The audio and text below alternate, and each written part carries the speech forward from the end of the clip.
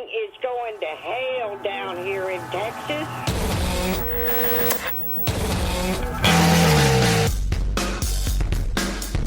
What's up, everybody? Big Bad Bob with ya. Here we go.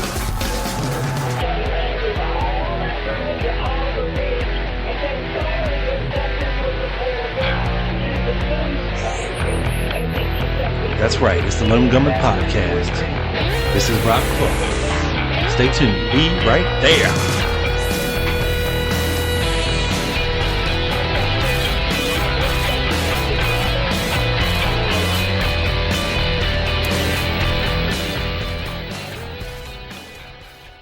What is up, dudes and dudettes? This is your boy Rob Clark. This is the Lone Gunman Podcast. And this is episode number 208. And it's all about Laura Kittrell and the enigmatic Larry Crayford. Now we're going to get into some very cool stuff. Hopefully a lot of it you haven't heard before. And we're gonna really find out some pretty crazy stuff about Laura Kittrell. Now you might be asking, oh Rob, who the hell is Laura Kittrell? Well, I'll tell you. She worked at the Texas Employment Commission and had a chance to interview or talk to or test Lee Harvey Oswald, or somebody identifying themselves as Lee Harvey Oswald, 3 times in 1963. But that's not just the most fascinating part of it all. And believe me, we'll get there, I promise. But I first want to start off with a little background on Laura Kittrell, so everybody knows who exactly this lady is and what makes her tick, because she is that damn interesting, folks. So let's start off with her father, because of course he came before she did.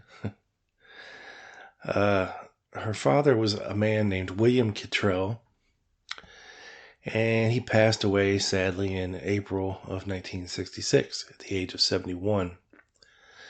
He was a leading figure in the Democratic Party in Texas for some 40 years and lived at 4529 Mockingbird Lane in Dallas. Although never a candidate for public office, Bill Kittrell was known for a record of service to the Democrats almost unequaled in the state. Formerly a public relations man and owner of the Texas Press Clipping Bureau in Dallas for 40 years, Mr. Kittrell directed various political campaigns in the state, beginning with Edgar Witt's successful race for lieutenant governor in 1930. He was active in politics in the 20s, serving as secretary of the Texas delegation to the Democratic National Convention in Houston when Al Smith was nominated for president in 1928. While in his teens, Mr. Kittrell met the late Governor Tom Campbell and had known every Texas governor personally since then, and almost every president. He knew Franklin D. Roosevelt when he was still Mr. Roosevelt, became a friend of Harry Truman's while Truman was a freshman senator, and met Dwight D. Eisenhower while he was a lieutenant colonel. Mr. Kittrell was secretary of the Texas delegation to the Democratic National Convention in Chicago in 1932, when the switch of his state's votes and those of California nominated Franklin D. Roosevelt. In 1944, while Secretary of the State Democratic Committee, he advocated a two-party system for Texas. He helped lobby through the bill that gave Dallas the Texas Centennial Exposition, and then served as Assistant General Manager of both the Centennial in 1936 and its successor, the Pan American Exposition. During World War II, Mr. Kittrell served briefly as a Lend-Lease executive with the State Department in North Africa and Turkey. Now, for those of you in the back not paying attention, let me re-say that. During World War II, Mr. Kittrell served briefly as a Lend-Lease executive with the State Department in North Africa and Turkey, otherwise known as probably working for the Office of Strategic Services, the predecessor to our glorious Central Intelligence Agency. Whenever you see a working at the State Department, that's a dead giveaway. In 1961, the late President Kennedy tapped Mr. Kittrell for a position in the Office of Civil Defense Mobilization. He served as a consultant in Washington until he became ill in 1962. The Kittrell family came to Texas in the early years of statehood. Pleasant W. Kittrell, Bill Kittrell's grandfather, was elected to the Texas legislature and introduced a bill in 1857 to establish the University of Texas. Bill Kittrell William was born in Cisco, Eastland County, and studied briefly at the university his grandfather helped to create. He lived in Dallas for 45 years and was a member of the Dallas Athletic Club, National Press Club in Washington, D.C., National Democrat Club in Washington, and the Texas Institute of Letters. He is survived by his wife, 2 daughters, Miss Laura Kittrell and Mrs. Louise Corey of Dallas, a brother, Frank Kittrell of Kingsland, 2 sisters, Mrs. Rankin Pace and Miss Lucy Kittrell of Winters, Runnels County, and 2 grandchildren. So that is just a little bit about Laura Kittrell's father, folks. Not just a rando. This guy was involved heavily in politics, Democrat stuff, high-level State Department type activity, with ties to Washington, very important in the state of Texas and its rise to prominence over the years, as well as his family.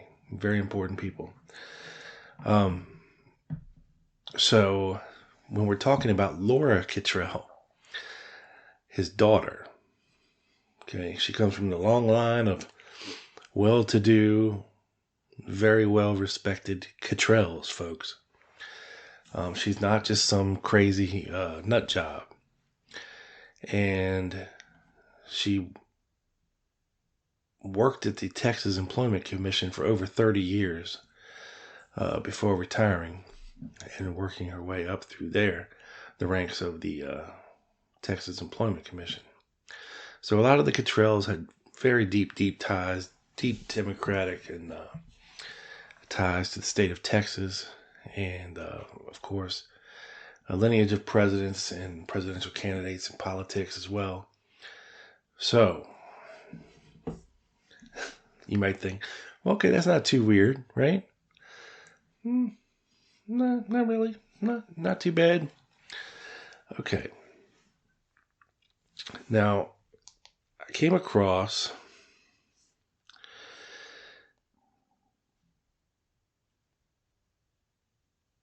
a kind of, it looks to me, I'm looking at a picture of Laura Kittrell in 1946, and she looks like she has a military garb on. But let's read a little bit more about this, because I want to know more about Laura Kittrell. This is from a blog that I found out there called From an Oblique Angle. So, and they identify Laura Kittrell as a well-placed Fortean. Now you might be asking yourself, what is a Fortean? Well, you've probably heard of the Fortean Society or Fortean Magazine. It's just a fancy way of saying someone who investigates the strange, the conspiratorial, a searcher of truth. Okay? Which Laura Kittrell was, and we'll get into that, I promise. So, we heard about Bill Kittrell, Laura's dad, so let's hear a little bit about Laura. Little Laura, baby Laura, was born January 12th, 1918 in Cisco, Texas. Her mother was the former Frances Louise Watson. Her father was William Henderson Kittrell, a prominent Texan. William was raised in Cisco, the son of a minister with the Church of the Living God. In 1920, the family was living with William's parents in Cisco, and it was a loaded house. 9 people were there, including 3 Lauras. William's mother was named Laura, his sister was named Laura, and his daughter was named Laura.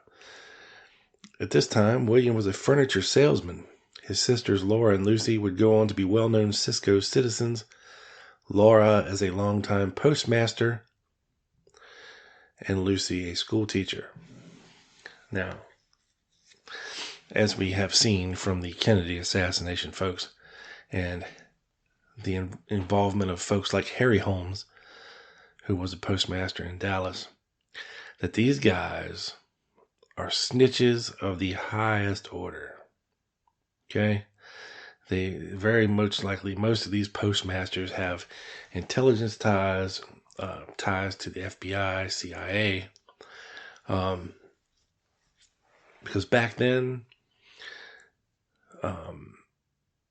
both the FBI and the CIA had their own mail opening programs to watch their citizens, and who better to know who's writing what to who, from who to where, than the postmaster.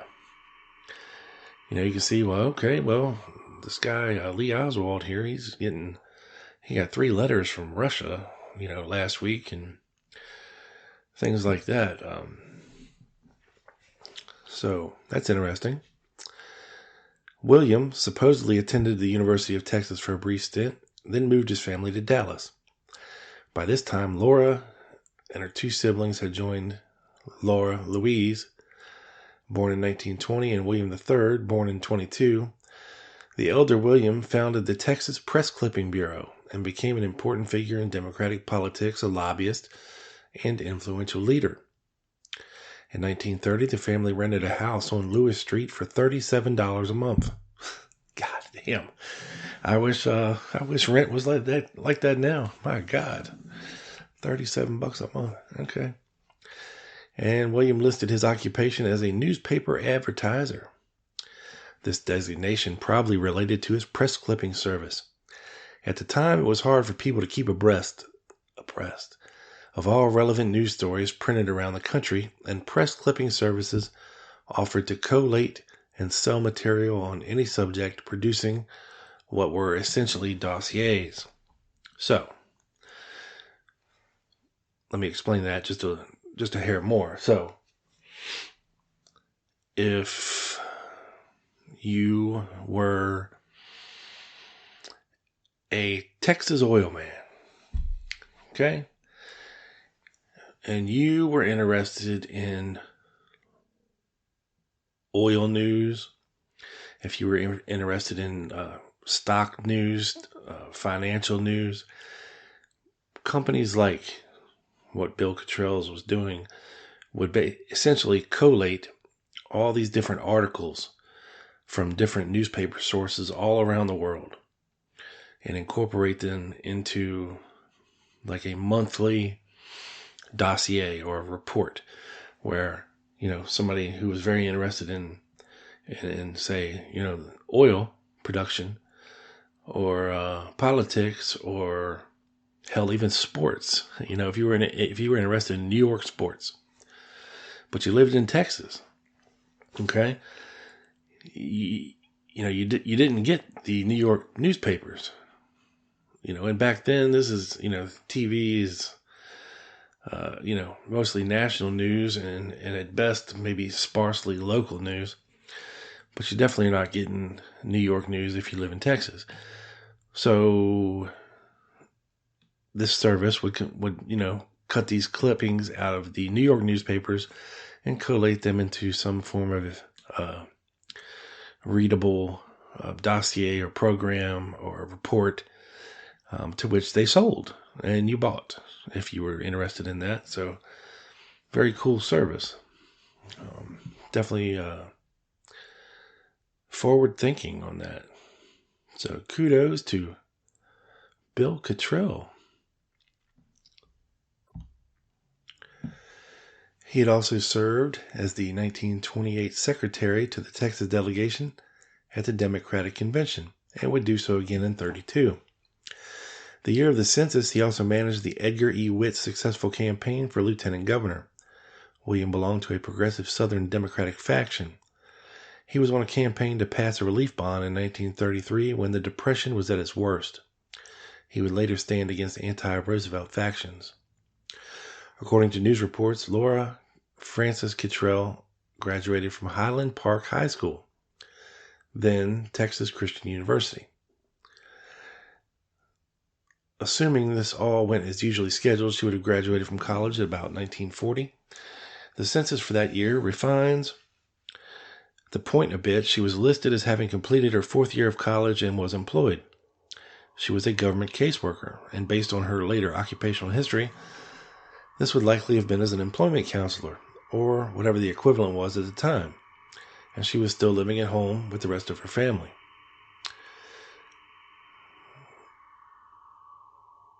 The Kittrells became involved in the war effort.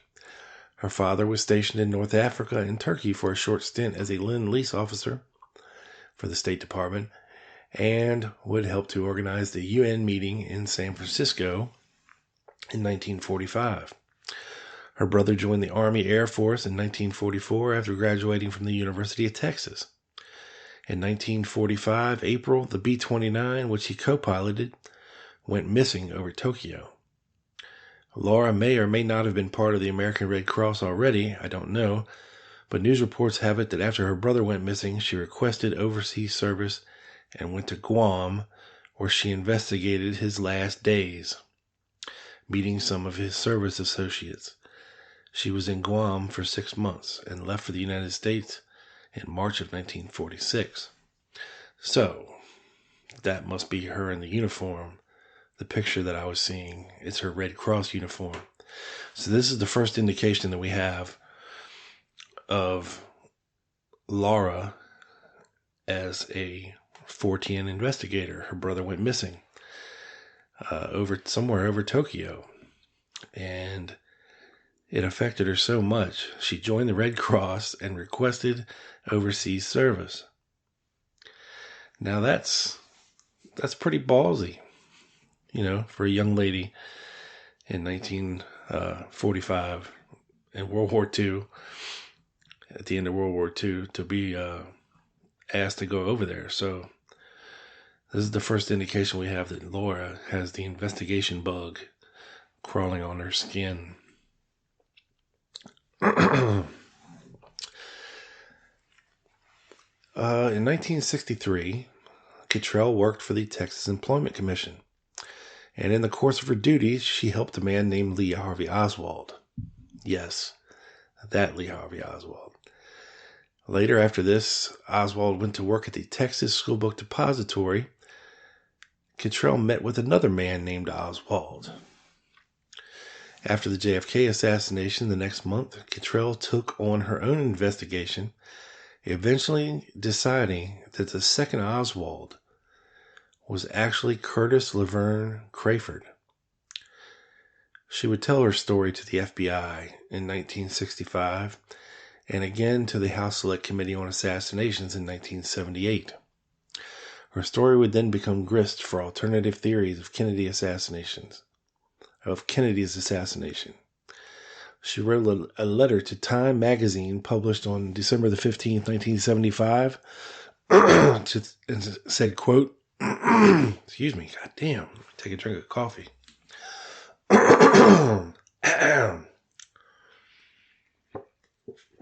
I love the changing of the seasons. It's awesome. All right, quote, her Time magazine published a letter. To think that you still believe the Warren Report. I do look forward to a future issue featuring the Tooth Fairy story. Ooh, burn. Sick burn. Laura Kittrell never seems to have married. She outlived all of her immediate family. William Henderson II, her father, died in 1966, her mother in 1988, Louise in 1992, and she still seems to have been in Dallas as late as that year. At some point, presumably moved to Taylor County, where she passed away on June the 10th in the year of our Lord 2000. She was buried at Sparkman Hillcrest Memorial Park. She was 82.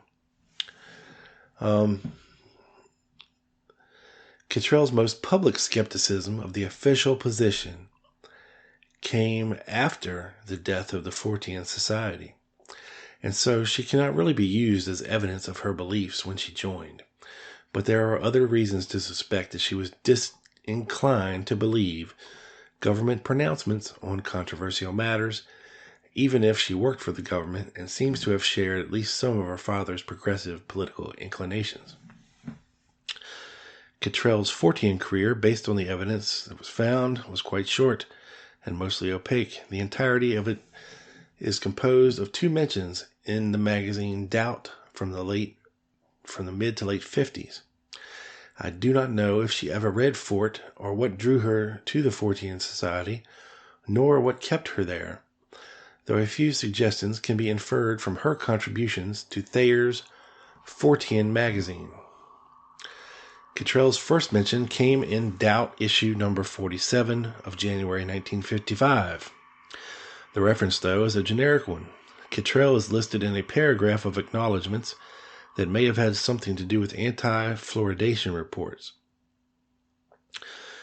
but also may not have. It is impossible from this mention to even be sure that Thayer referred to Laura Kittrell, because only the surname was included, though subsequent evidence strongly supports the idea that Laura had sent in the material. That most likely being the case, she was thus a member as early as the end of 1954. I am not sure what would have brought her to the Fortean Society at this time, though her father's business may have provided an impetus. Since she seems to have been somehow involved in the clipping service, she may have noted a mention to the Fortean Society in a news report. Well, that does seem to make some sense. She would have had an innate skill at collating information, such as UFO sighting reports from across the country and newspapers from around the world. Just saying. That speculation is based on her second and final appearance in Doubt, issue number 56, in March of 1958. Thayer devoted this Doubt to Sputnik. He thought the evidence for them spurious at best, in the course of which he mentioned phenomena in Levelland, Texas, on the night of Saturday, the 2nd November, 1957. Thayer did not disclose the nature of the phenomena, but contemporaneous newspaper reports a fiery thing that flashed through the sky, as reported by several witnesses, and seemed to land on a highway, though it was not found. It was described as a 200-foot-long egg of fire. This was a month after Sputnik was launched. A number of people said the ball was a spaceship.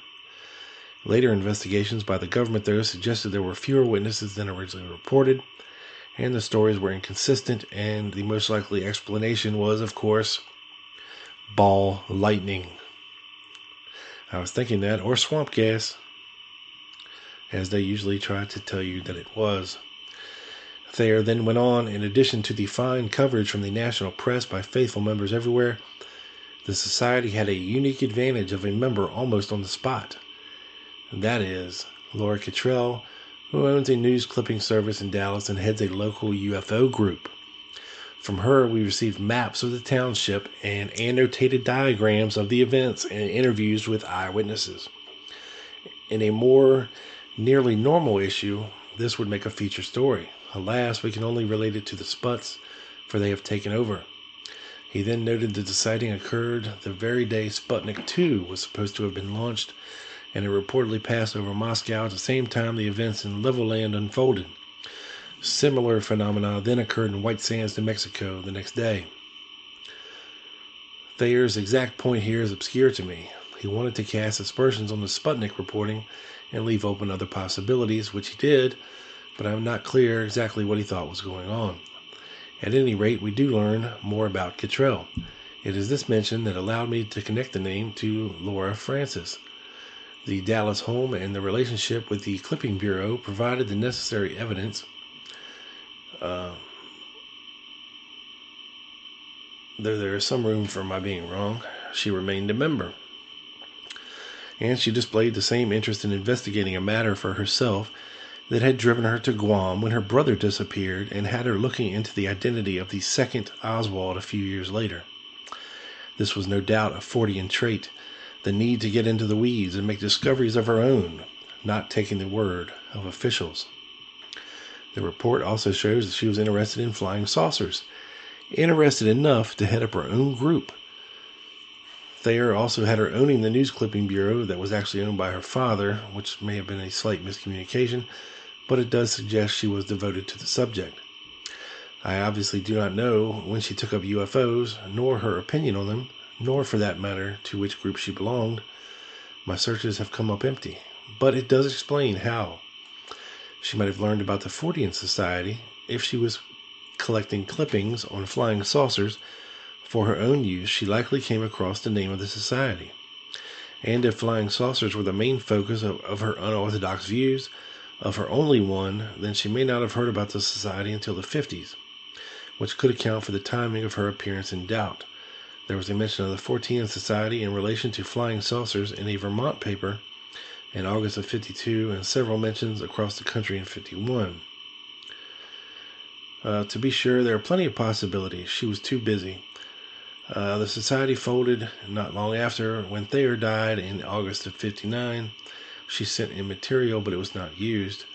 But there's also the possibility that she was irritated by the short shrift Thayer gave, which seems to have been a great deal of work. By his own admission, it should have been a feature, but he chose not to give the material its due. He blames Sputnik, but there is no reason he could not have devoted space to all of her Fortean investigation in the subsequent issue. It is exactly the kind of detailed work he wanted from Forteans, and yet when he got it, he chose to sit on it, a reflection perhaps of his souring on Forteanism. Whatever the case, it was the last mention of Kittrell in the pages of doubt. Soon enough, she would have other conspiracies to investigate. And that is true, folks. Now, I don't know if her investigation into her brother's disappearance in 1945, maybe she turned up some kind of relation to UFOs. I mean, she went over there and she interviewed some of his fellow servicemen. Maybe they said, that there was some odd activity, some Foo Fighters is what they were calling it back then. But, you got to remember the term flying saucer hadn't been invented yet. In 1945, this would come about 2 years later in Roswell. So that leads into, of course, the Maury Island incident, and so on and so forth on down the line. But it lets us know the kind of things that Laura Kittrell was paying attention to and investigating. Very interesting stuff here. And I'm including this next little article in here just as an illustration how some things can be misconstrued and used to support your own agenda. Now, as a researcher, as a collector, I have nothing but the utmost respect for John Armstrong. I do not subscribe to his conclusion of a Harvey and Lee, but his work, stands substantial to the volumes of interviews that he did extraneously. I mean, hell, the last episode with Ronald Augustinovich wouldn't exist without correspondence from John Armstrong. So, I'm a fan of his work, just not of his conclusions. And you'll see why in this short article that is on the Harvey and Lee homepage. Laura Kittrell meets the two Oswalds.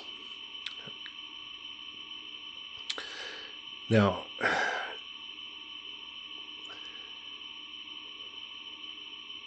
in 1955, Oswald briefly attended Warren Easton High School in New Orleans. And prior to withdrawing from school, Oswald left a note dated October 7th, 1955. With the school, it read as follows: "To whom it may concern, because we are moving to San Diego in the middle of this month, Lee must quit school now. Also, please send him any papers such as his birth certificate that you may have. Thank you. Sincerely, Mrs. M. Oswald." A few days later, Oswald quit high school and then allegedly left New Orleans for California. Additional information about his move to California comes from Texas Employment Commission employee Laura Kittrell, who interviewed both Oswalds in '63 in Dallas.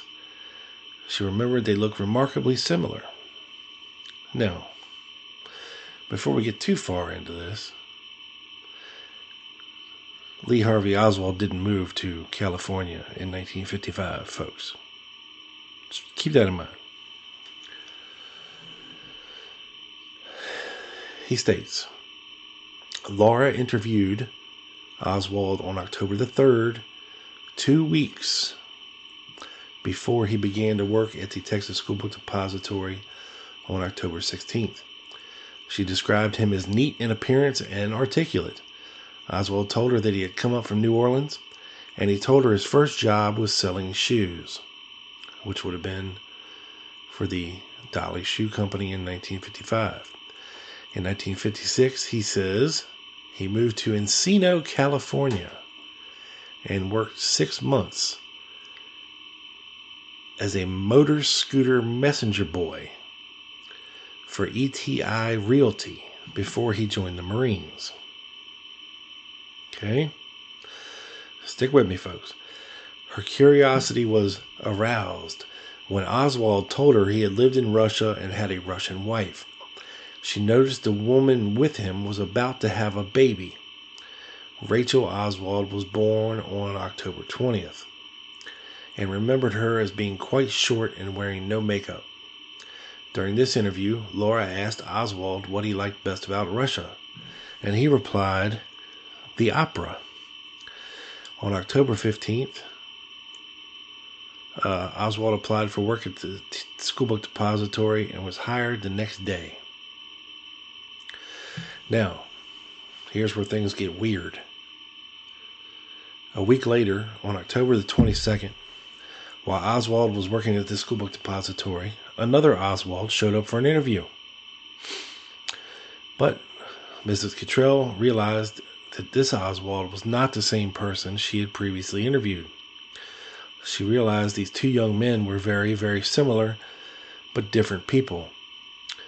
Ms. Kittrell said the man I remembered as Oswald and the man I remember as the Teamster were much alike in size, shape, and outline.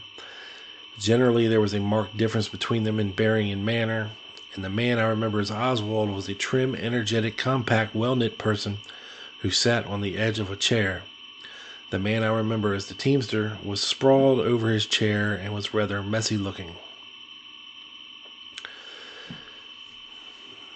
Ms. Kittrell gave a 30-page statement to the U.S. Attorney in Dallas. Her statement was hand-delivered to the Warren Commission by the Secret Service, but her 30-page statement and subsequent 90-page manuscript in which she discusses her interviews with the two Oswalds were ultimately ignored and suppressed. So, following the assassination, Laura Kittrell telephoned and wrote the FBI about her meeting with Oswald. The FBI finally got around to interviewing Ms. Kittrell on June the 4th, 1965. Now, you may notice that date is almost a year after the Warren Report was published, folks. So why did it take so long? Well, We wouldn't know until 30 years later in 1994 when the government finally got around to allowing the American people access to her statement.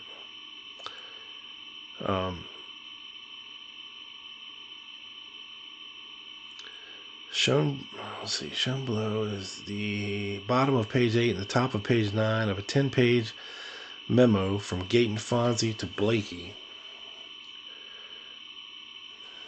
which reads as thus. Kittrell said she asked Oswald why he joined the Teamsters when he didn't even have a driver's license. She said he told her that a driver's license wasn't necessary to drive a forklift truck in a plant and that he had been eligible to join the union in New Orleans but never did. He then discovered that he was still eligible and decided to join. Kittrell said she asked him if he joined the union because the Teamsters had gotten him a job, and he said no.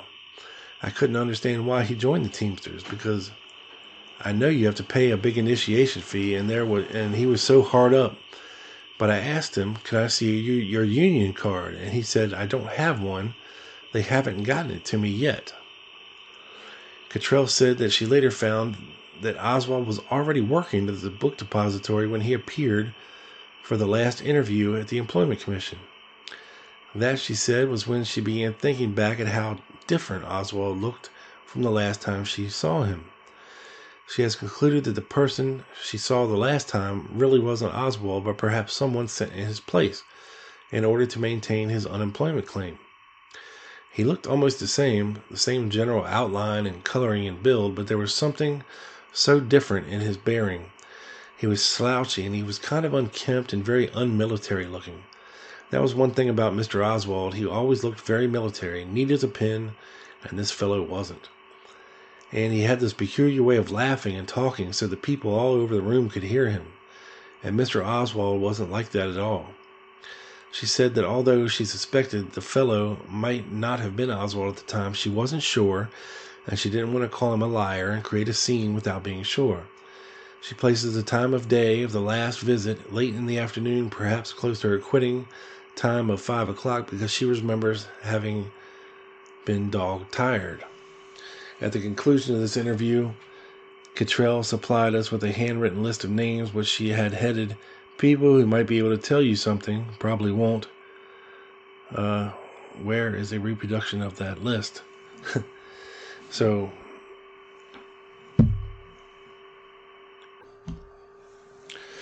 according to an FBI report located in the National Archives by John Armstrong in May of 1999, the FBI had tracked Oswald's return trip to the U.S. from Mexico City, indicating that Oswald took a La Frontera bus from Mexico City and arrived at the border town of Nuevo Laredo on the morning of October 3rd, 1963.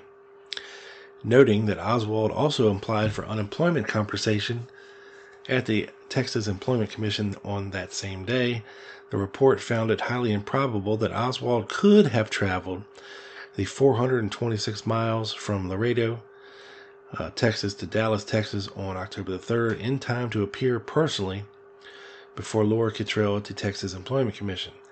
The agent who wrote the report was obviously unaware that two people were sharing the identity of Lee Harvey Oswald.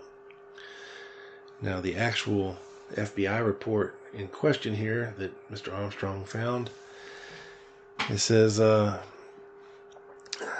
Legat, Mexico, has advised that Oswald stayed at Del Comercio Hotel in Mexico City when he was there between 9:26 and 10:01 or 2:63.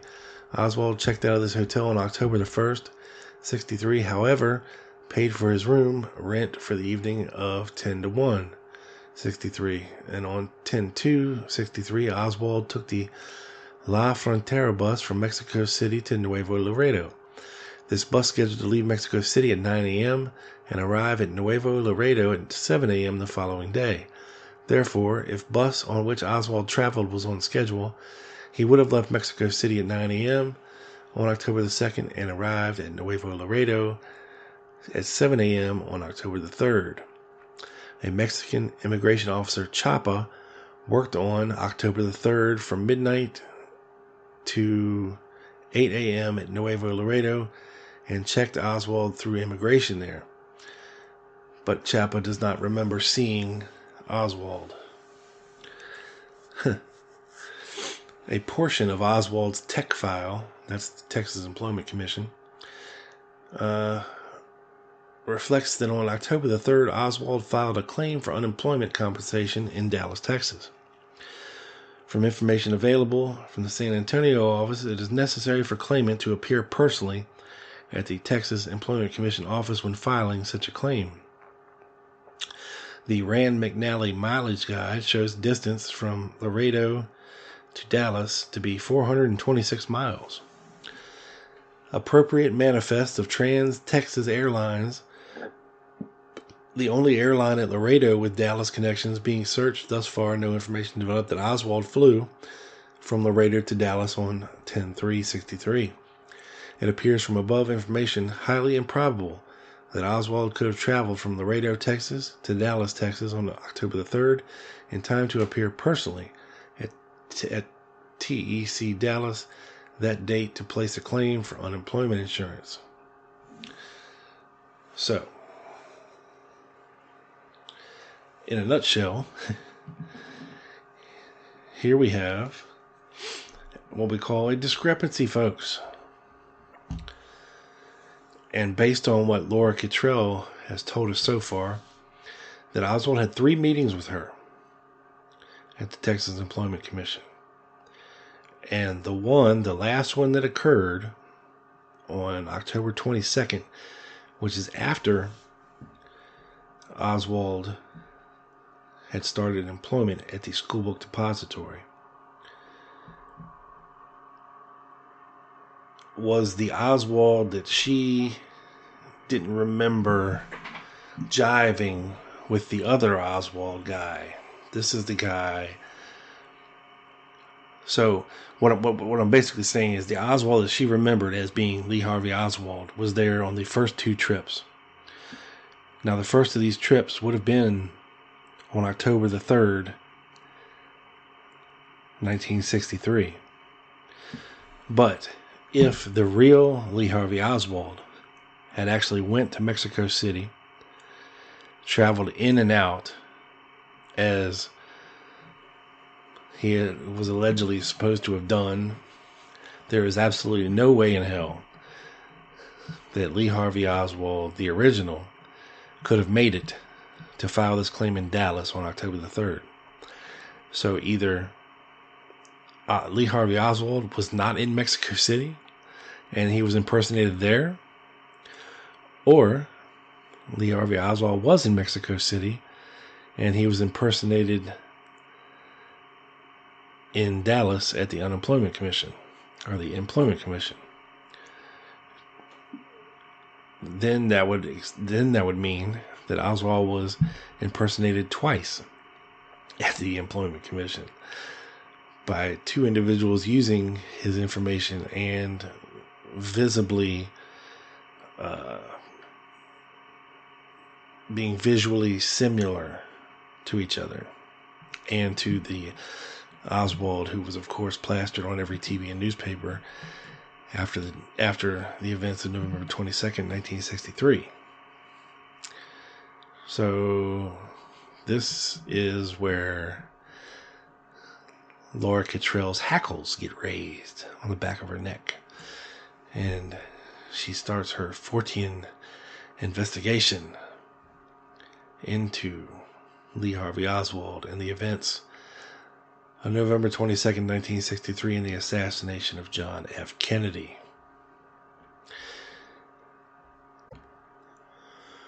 But it only gets weirder from there, folks. So,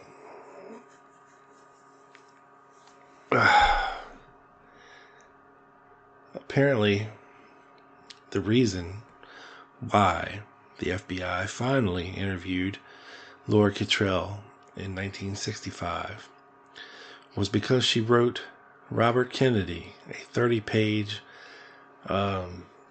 manuscript. Now, whether or not he actually ever saw it, I don't know, or if it was intercepted and forwarded to the FBI. somebody saw that maybe if the right people heard this woman's claims, it would create some problems in the official story. So let's see if we can parse this out some more, folks.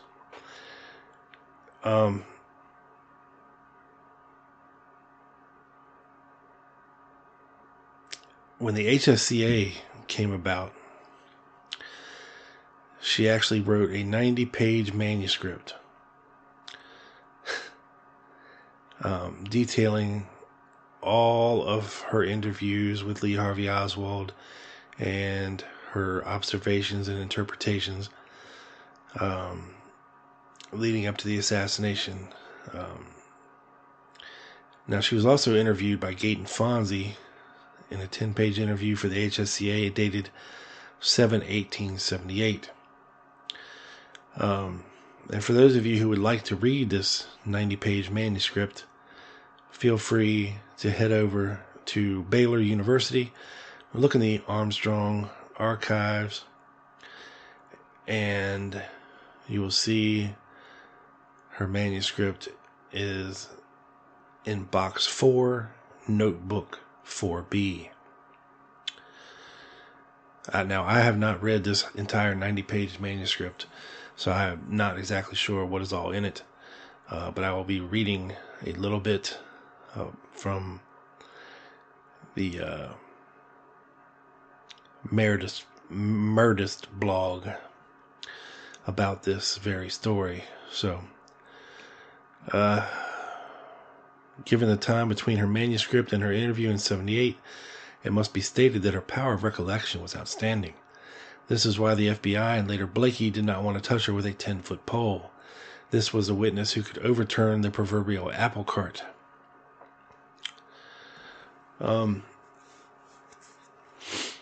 Here are some notes from the Laura Kittrell interview. There was a concerted effort by Hoover and the FBI to discredit her story.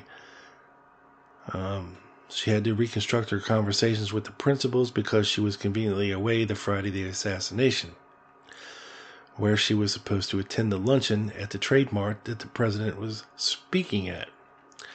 All records had already been confiscated by the time she came back the following Monday from the Employment Commission. How convenient is that, folks? In at least 3 different sessions, she spent hours interviewing, testing, and speaking to an Oswald. She tried to blow the whistle by writing Robert F. Kennedy, but was referred to the FBI. She positively identified Larry Crayford, Curtis Laverne Crayford, as the loud biker type, Teamster talking man she interviewed as Oswald. Crayford was from Michigan, a hotbed for Teamster activity. Crayford at one point knocked a flower vase on her desk in a fit of rage. He told her he had worked at the Texas State Fair. This is where he met Jack Ruby, who immediately employed him as a handyman, by the way. That would be Larry Crayford. The only problem with this is that Lee Oswald has never been placed at the Texas State Fair. He stated that he had met and worked for Murray Chotiner, an ex-aide for Nixon in California. Now, some strange goings-on about Murray Chotiner. Chotiner is mentioned as an employment reference by a, quote, colored woman who sees Kittrell in early October 63. She remarks that she worked for him as a maid, and he is a big man out there, gangsta. The Teamster guy is hanging out within hearing distance with 2 other people, and after the colored woman leaves, he comments about Chotiner. When she scolds him for repeating privileged and private information, he slams his palm over her desk and tips over the small vase with flowers and expresses, "I'll just be damned," twice, and leaves. The beginning of creating a false aura of violent behavior, even over insignificant things. The, quote, Teamster man comes back in a referral from a Mrs. Elrod to get him re-interviewed due to a mistake on his claim. She asked him about Chotiner, and he remarks he's a crook,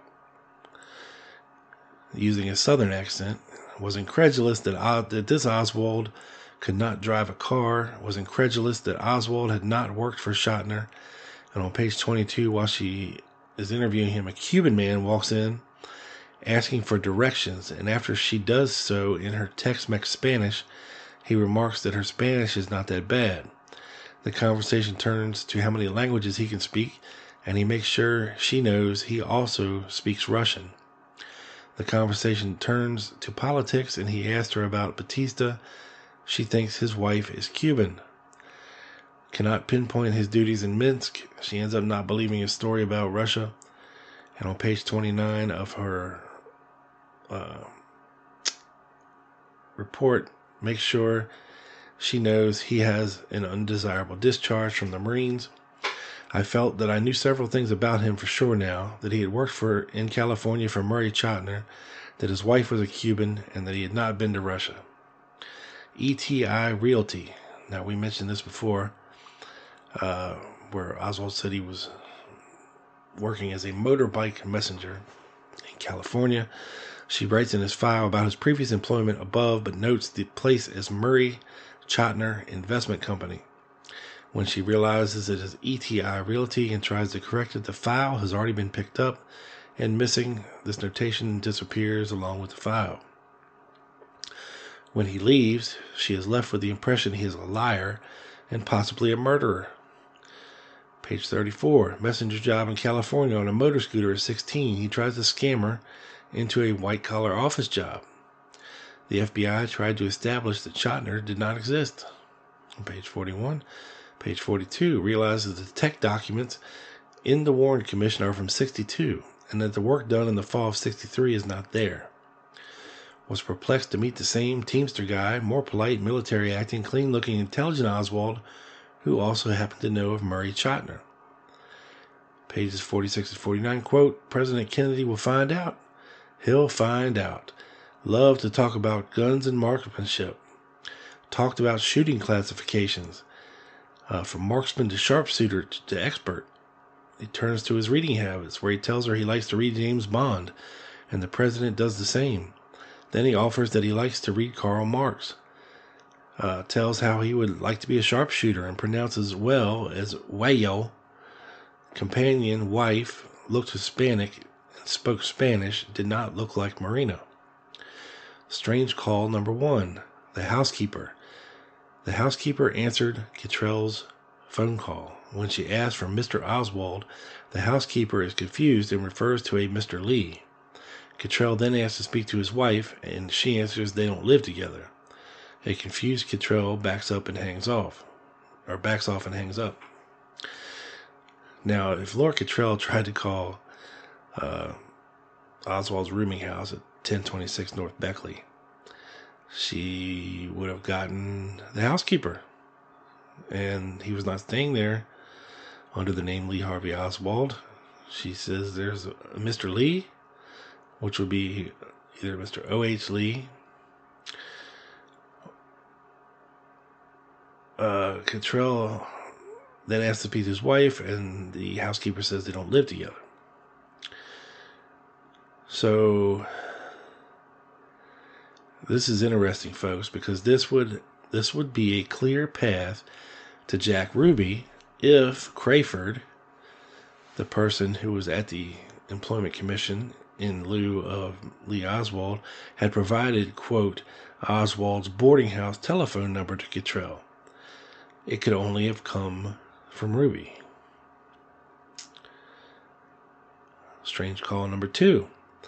Ruth Payne called her to advise that Lee Harvey Oswald had already secured a job at the School Book Depository.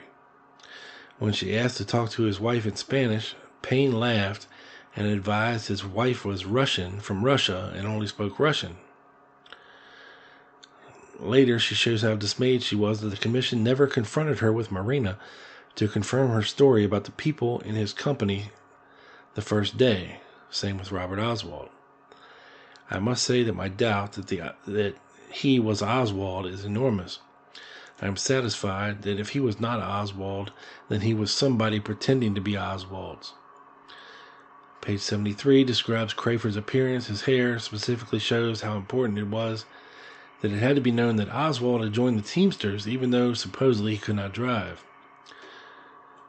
In 1976, while still at the Texas Employment Commission, she met and interviewed Tom Bowden, who had worked as the janitor at the Texas Theater in the early 60s and was there for many years.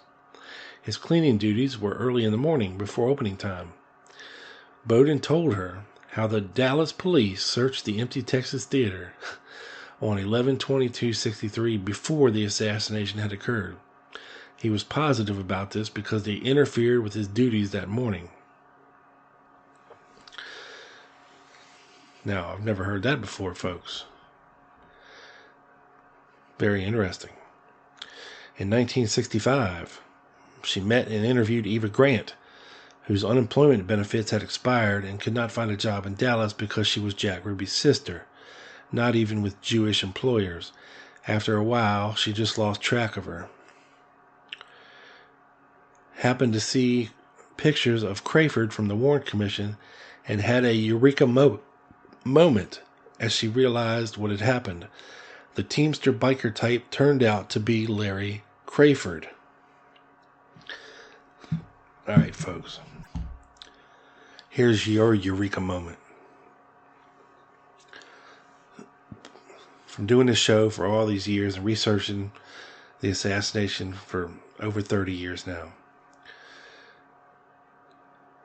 and all the quote Oswald sightings leading up to the assassination,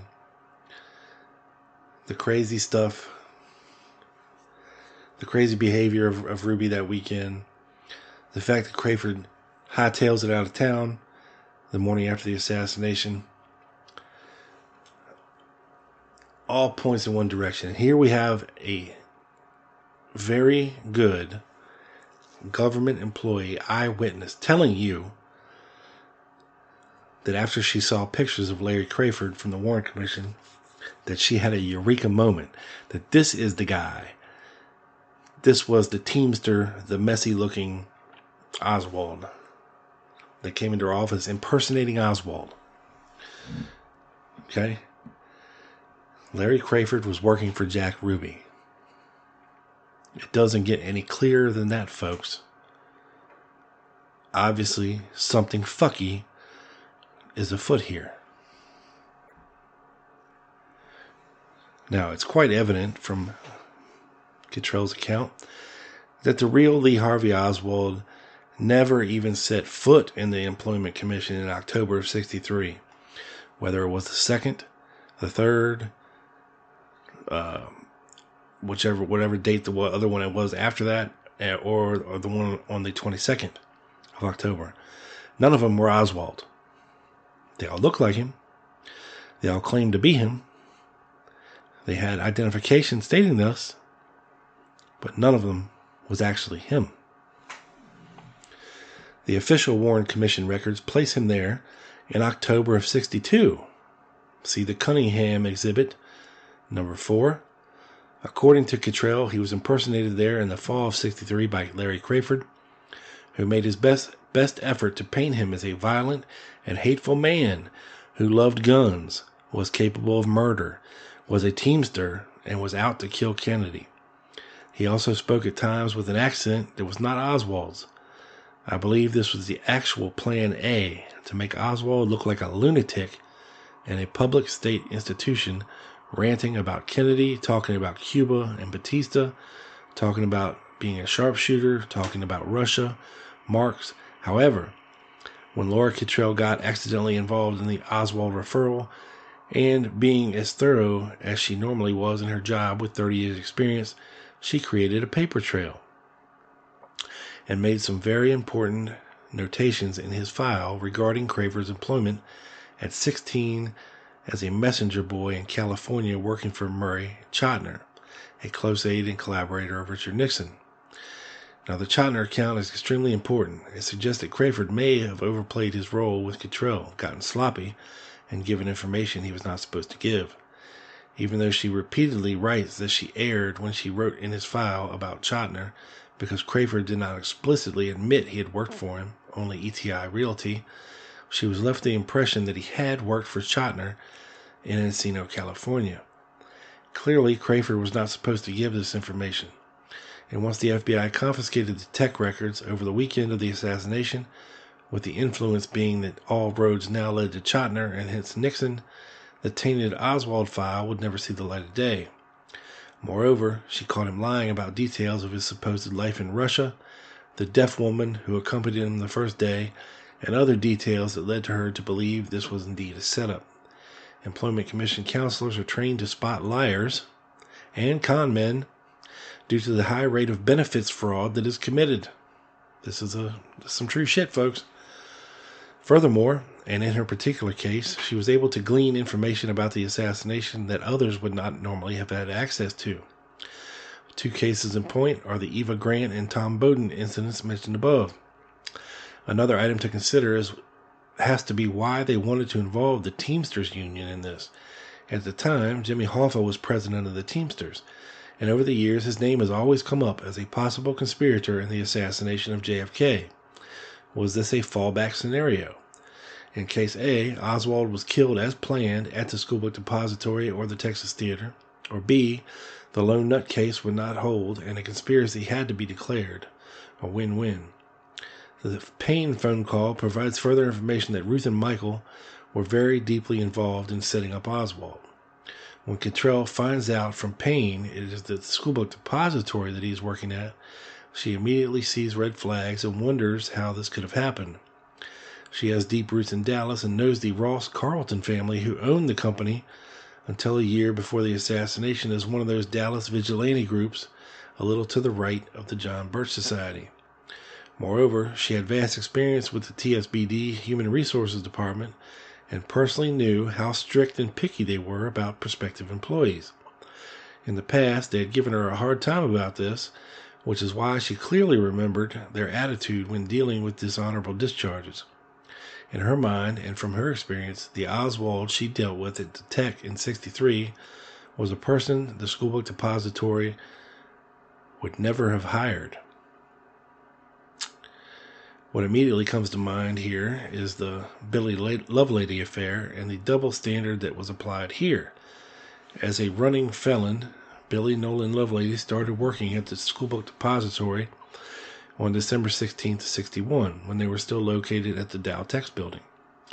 More than a year later, January 7th, '63, he was arrested there by the FBI after he skipped town in Maryland on a gun theft and illegal sales of arms conviction and subsequent court-martial and dishonorable discharge at Andrews Air Force Base. In Lovelady's case, the Schoolbook Depository arranged to pay his bond and balance of the money that he owed from the fines that he defaulted on in Maryland.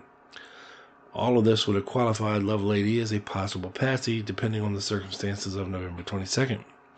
More layers of the onion keep peeling away. Brian Burden wrote in the continuing inquiry that Crayford's movements coincidentally mirrored Lee Oswald's in '62-63. This will be in Volume 2 of the continuing inquiry, number 10, May 22nd, '78.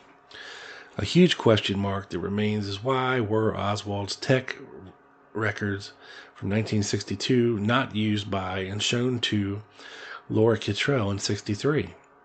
She only knew these existed when she read the Warren Commission and found them there as Cunningham Exhibit Number 4. Why did the Texas Employment Commission start from scratch and open up a new claims file when one already existed, which had been closed after he began to work at Jagger-style Choval in 1962? Dishonorable discharges and or courts-martial, Lee Oswald, Larry Crayford, Billy Lovelady. So, there's a lot to unpack there, folks. We've been talking about, the various things that were going on with Larry Crayford and Jack Ruby.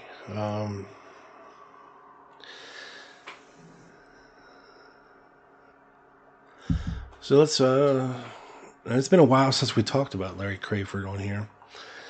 And we can thank the Warren Commission for totally fucking up Larry Crayford's name.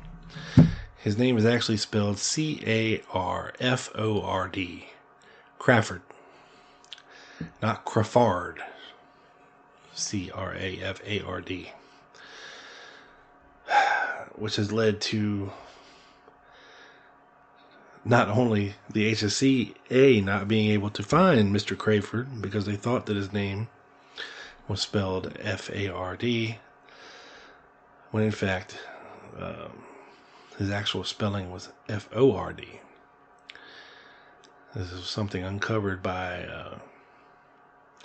a researcher in the early 90s who finally tracked down Larry Crayford's brother and Larry Crayford in the late 80s and early 90s and did interviews with him. Also interesting that in the course of the interview that I'm talking about, and his name escapes me right now,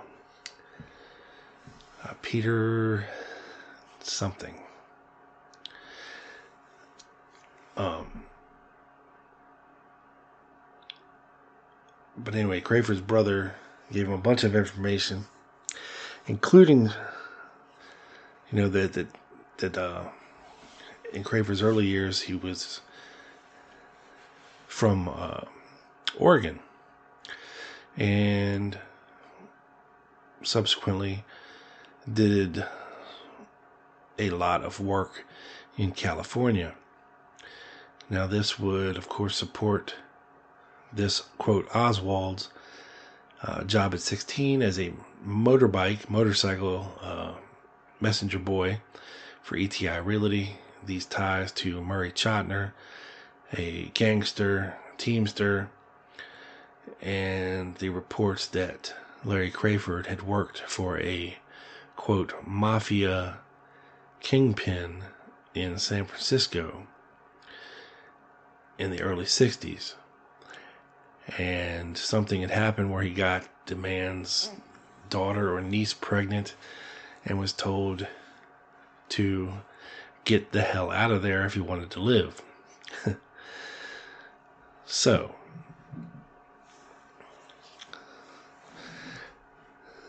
let's take another look at Larry Crayford.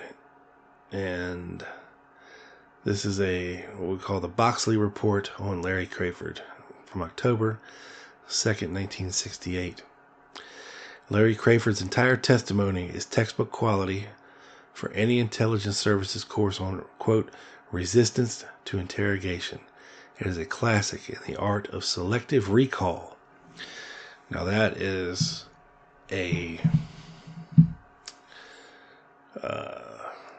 based on observations from Larry Crayford's Warren Commission testimony, who I believe has, just after Marina Oswald and Ruth Payne, the longest interview and the most questions asked by any witness or person involved with the assassination.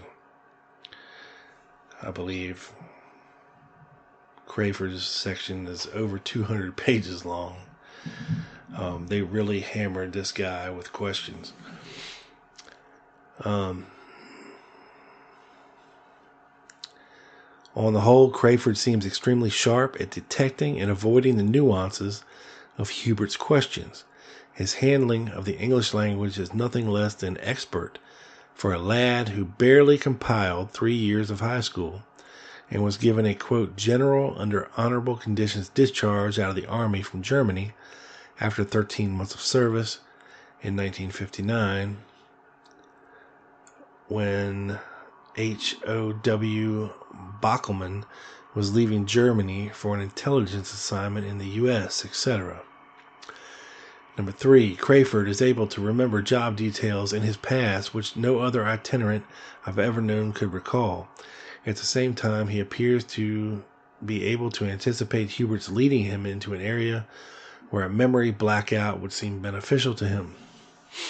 Number 4, on the whole, Crayford appears to be traveling in the Offbeat Church League, perhaps as a courier or better.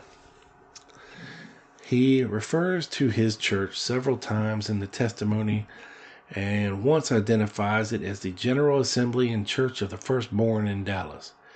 Naturally, no such church exists or is listed in the 1963 Dallas telephone directory, but he hits all the key spots in his travels from the West Coast, Washington, to Long Beach, to Dallas, to Memphis. He seems to maintain fantastic communications for a drifter, relying only on what friends write relatives who write to him. Number 5, Hubert calls recess and goes off the record at 2 or 3 key points in his testimony, but overall, Crayford has to pull Hubert out of more holes than Hubert does Crayford. Example, when Griffin asked of Union Drillers Company predecessors, were they Michigan companies or were they people? Crayford rescues him with a quick Michigan companies, period, and Griffin recesses until the next day. What Crayford's role may have been is impossible to speculate, but on the face of his testimony it appears at least as interesting as Jack Lawrence's. He actually was unaccounted for during the morning of the assassination until God knows when in the afternoon, for there is only his word, and possibly that of Andy Armstrong, Jack Ruby's faithful slave. Oh, goddamn. And one of the most unbelievable elements of his testimony covers the period of 1 to 3:30 a.m. on Saturday morning when he allegedly kept the phone tied up to a female he had never seen or heard from before. Could this have been the cover to have accounted for the telephone having been busy that long of time in case reporters or others may have tried to call Ruby and learned it was busy, while Ruby was supposed to have been out of the club? We don't really know where Crayford was all day and night, Friday, November 22nd. He got away before he could be quested by any Dallas police or newsmen, and he did not surface until the FBI talked with him in Michigan on Thanksgiving Day in November 1963. Finally, his hitchhiking toward Florida from Clare, Michigan, and being picked up by an unknown benefactor who gave him lodging and a job right there in Michigan until the Ruby trial is too Horatio Alger. And then he gets mixed up on the way he went back to Dallas in time for the Ruby trial, whatever that means. So all this is very, very interesting, folks. But we're not done yet. We have one more thing from Miss Kittrell. And this was her tenacity. Tenacious D. On July the 10th, 1978, I have here a letter addressed to Mr. Earl Goals of the Dallas Morning News from our friend Miss Laura Kittrell. It states thusly: Dear Mr. Goals, I have often thought, after reading some article or another of yours relating to Oswald or to the Teamsters Union, that I really should correct you regarding the information I have, but I've always thought better of it. Well, never mind why. To be brief, here it is. Number 1. Oswald may have joined Dallas Local number 745 of the Teamsters Union on Sunday night, October 20th, 1963. This is, of course, the same night that his daughter Rachel was born, after already being employed at the school book depository. Okay, interesting. Number 2, officers of the Dallas Police Force entered the Texas Theater the morning of November 22nd, 1963, and stayed a long time going about the nearly empty theater before it opened for business that day. Now, we know where she got that information from the janitor of the Texas theater. The important question is, why and what the hell were the Dallas police doing there that morning? Number 3, after Oswald had left his rooming house for the last time, his landlady, Mrs. Johnson, received 2 letters addressed to him and written in Russian, but these letters were never picked up by the authorities. She may still have them. Next month, the House Committee on Assassinations will begin its public hearings. The committee will conclude that Oswald acted alone and that there was no conspiracy in the assassination of the president. I first wrote the government to give them the information I had at that time. I have come across some since in October of '63. So they have known about some of this. The first item I mentioned for a long time, and they have ignored it, and I have no doubt they will continue to brush aside my bit of information that I can't read this word. Something on a conspiracy. I would just like for a responsible newspaper reporter to know the above things and do whatever he can about it. If you call me during the day. My phone number is 358-4952. Yours very truly, Lee Kittrell.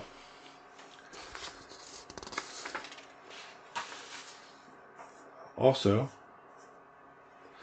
I guess he called her on the 12th of July. After receiving her letter, she decided to write him another letter. Dear Mr. Goals, regarding our telephone conversation yesterday, here is the account I promised you. It is pretty self-explanatory, as you will see.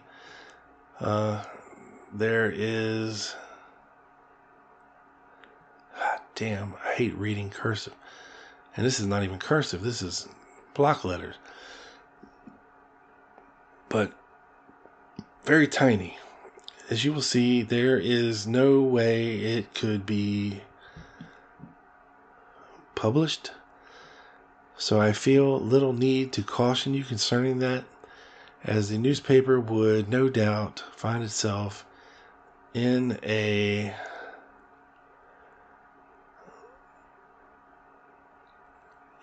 something on trouble with the government if it should publish these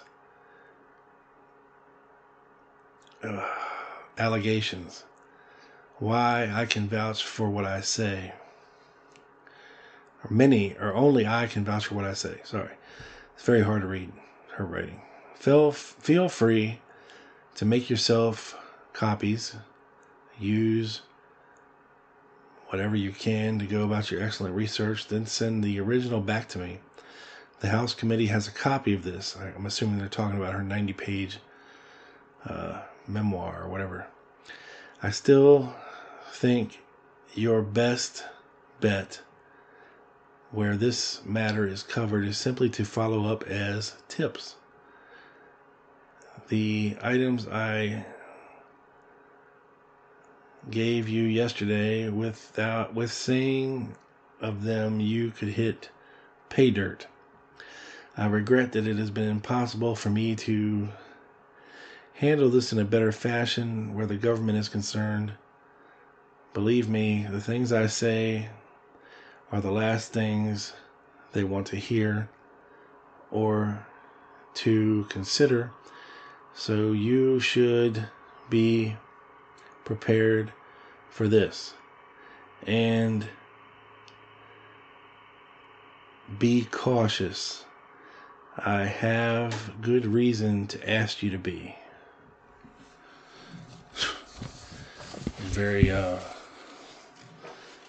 Very cryptic shit going on here with Lee Kittrell. And she basically sent him a bunch of, I forget what kind of Venn diagrams, maybe.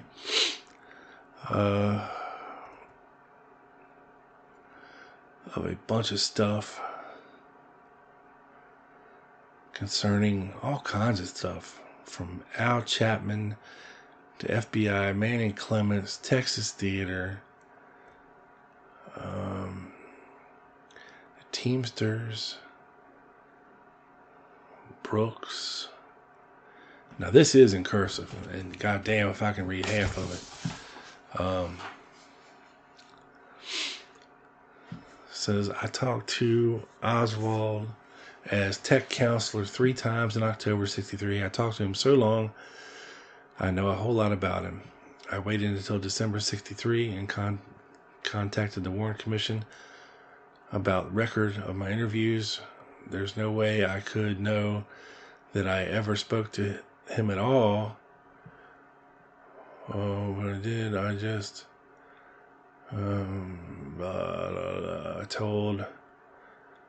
I spoke to Oswald and he said he didn't talk about that.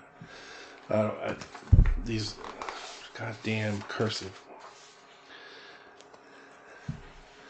I sent written reflections to Warren Commission and promise, and they came at something.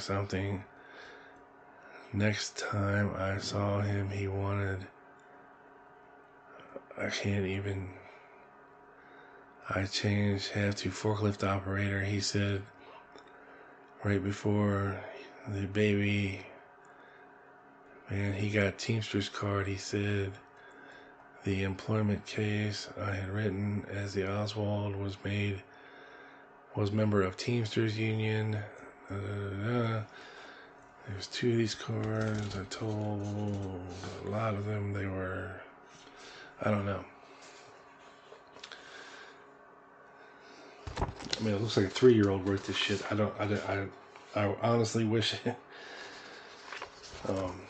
I guess here's the mention of Manning Clements. I talked to Manning Clements of the FBI in 1965 after the copy of my notes I sent to Robert F. Kennedy. My fellow counselor Brooke said the FBI did not show him counseling card. In record keeping, I figured they didn't because it had my writing on it. Goddamn people.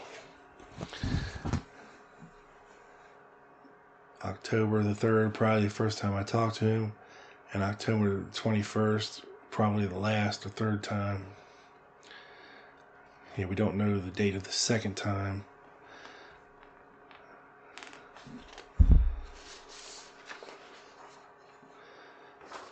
Brooke, another employee at the Texas Employment Commission, remembered Oswald not from 1963 but from one earlier. He was a prior counselor in the past of the Employment Commission, probably from 1962. Oswald told me he couldn't drive a car. He said you didn't have to have a driver's license to operate a loading vehicle in a plant. I talked to, I guess, Mr. Payne in Irving, who said he couldn't talk to me, but he had something. I wrote him a postcard, are you something? And he wrote back saying, book depository. Took off half of it saying yes. I don't know what that even means, folks. I have no fucking clue. But anyway, if you would like to stumble through Laura Kittrell's 90-page memoir, like I said, head over to Baylor to the Armstrong Collection in the Pogue Library at Baylor University and check it out for yourself. What does this all mean? I have no fucking idea. All I do know is that if Laura Kittrell is telling the truth, then quite possibly none of the men that she interviewed were actually Oswald. And one of them was definitely Larry Crayford. And if it was definitely Larry Crayford in there impersonating Oswald, then that, folks, is a trail that needs to be investigated some more. I will say with 100% certainty, that is the truth. Thank you. Follow along on Twitter at TheLoneGunman7.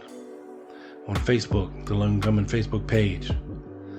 And of course, on YouTube, the Lone Gunman Podcast channel. Please like, subscribe, comment. Feel free to do whatever you like. And make sure you're listening to Quick Hits, a JFK Assassination News and Notes podcast that I do with my buddy Doug from the Dallas Action, sponsored by Wall Street Window. You don't want to miss an episode of that. Peace.